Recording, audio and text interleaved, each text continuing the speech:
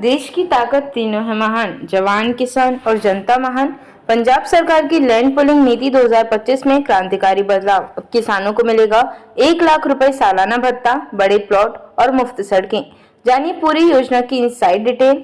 पंजाब की राजनीति और विकास नीति के केंद्र में एक बार फिर लैंड पुलिंग नीति 2025 आ गई है। मुख्यमंत्री भगवंत मान के नेतृत्व में मंगलवार को हुई कैबिनेट बैठक में इस नीति में ऐतिहासिक और व्यापक बदलावों को मंजूरी दी गई। संशोधित योजना अब न सिर्फ किसानों को ज्यादा मुआवजा और बड़े भूखंड देती है, बल्कि छोटे जोत वाले किसानों को भी विकास का समान भागीदारी बनाती है। मुख्यमंत्री ने इसे विकास को गांव तक पहुंचाने की क्रांति करार दिया है। आइए विस्तार से जानते हैं कि इस नीतिगत बदलाव से कैसे बदलेगा पंजाब का जमीनी भू राजनीतिक परिदृश्य। क्या है नया और बड़ा इस नीति में? मुआवजे अब सीधे 1 लाख रुपए प्रति एकड़ तक। पहले किसानों को 30,000 रुपए प्रति एकड़ वार्षिक मुआवजा मिलता था। अब आशय पत्र जारी होते ही 50,000 रुपए सालाना मिलेंगे। जमीन पर सरकारी कब्जा होने के बाद यह बढ़कर 1 लाख रुपए प्रति वर्ष हो जाएगा। खास बात, इस मुआवजे में हर साल 10% की वृद्धि भी तय की गई है। छोटे किसानों को बड़ी राहत। पहली बार 1 से 7 कनाल तक की जोत रखने वाले किसानों को भी योजना में शामिल किया गया है। इससे पहले ये किसान योजना के दायरे से बाहर थे, जिससे असमानता की स्थिति बनती थी। विकल्प आधारित भूखंड आवंटन। अब किसानों को जमीन के बदले 1000 वर्ग गज का आवासीय प्लॉट और 200 वर्ग गज का व्यावसायिक प्लॉट मिलेगा।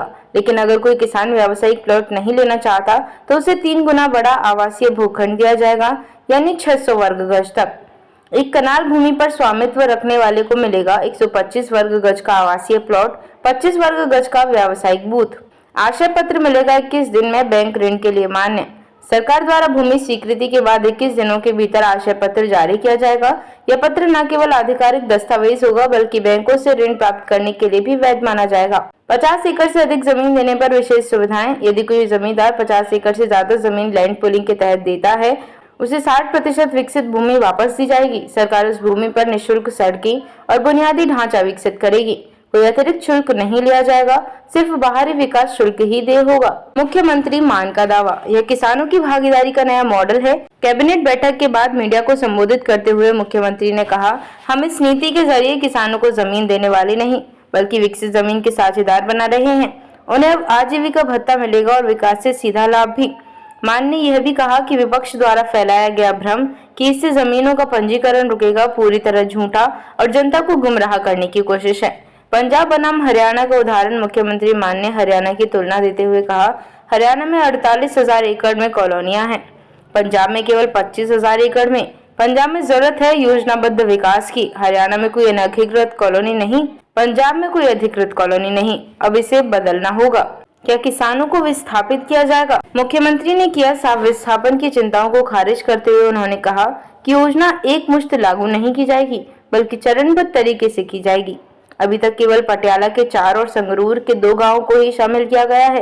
कोई गांव उजाड़ा नहीं जाएगा। कृषक अगर नहीं जुड़ना चाहे तो मान ने साफ किया, कोई जमीन जबरदस्ती नहीं ली जाएगी। किसान अपनी पुरानी भूमि पर खेती जारी रख सकते हैं। उनके पंजीकरण, ऋण या फसल बोने पर कोई रोक नहीं। भविष्य में जब चाहे योजना में स्वेच्छा से शामिल हो सकते हैं। भूमि पुलिंग नीति के प्रमुख लाभ। संक्षेप में लाभ विवरण।